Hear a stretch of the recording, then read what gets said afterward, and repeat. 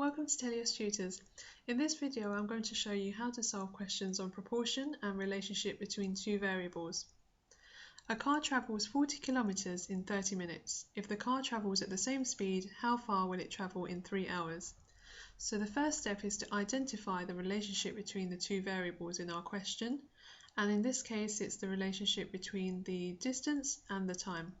So we'll just write this down, distance and the respective units and the time in minutes, and then we'll just draw out a small table here, and we'll fill out this table by inputting the values given to us in the question.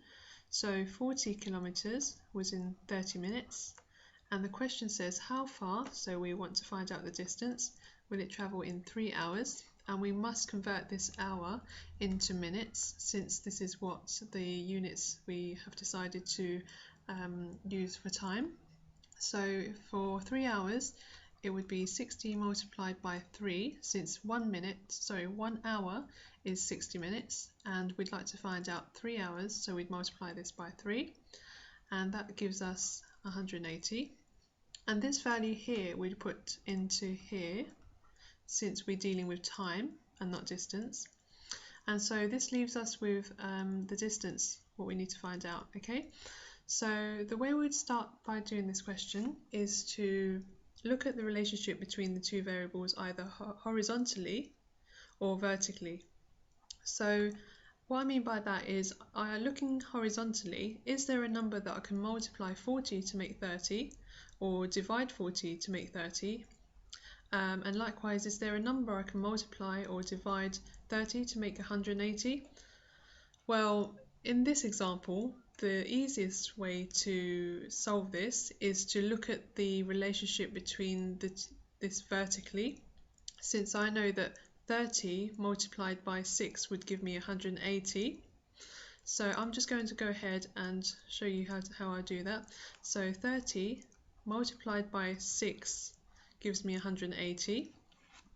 Once again, you can only multiply or divide as you're going across or from top to bottom or bottom to top. So you can never add or subtract, for example. In proportion questions you can only multiply and divide.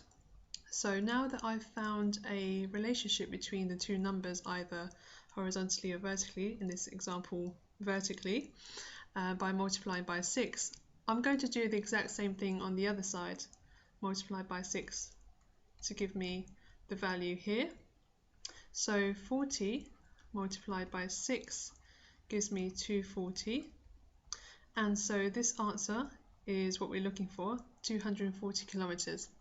So the final answer is 240 kilometers.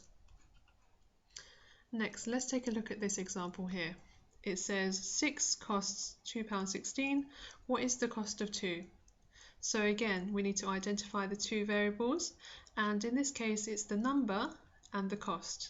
So we can say number or items and the cost.